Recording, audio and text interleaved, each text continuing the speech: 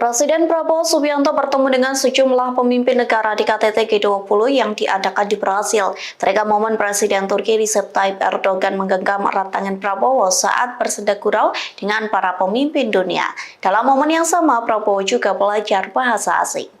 Momen itu dibagikan Instagram resmi Prabowo Subianto pada Kamis 21 November. Dalam video itu terlihat keakraban Prabowo dengan para pemimpin dunia.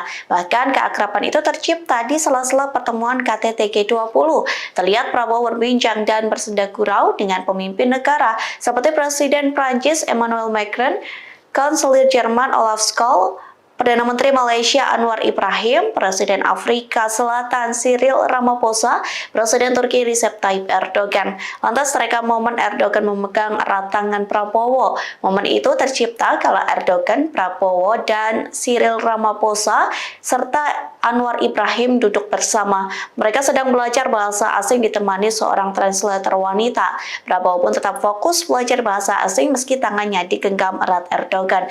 Bahkan keempat pemimpin negara itu tertawa bersama saat belajar bahasa asing di sela-sela KTT G20. Download Tribun X sekarang, menghadirkan lokal menjadi Indonesia.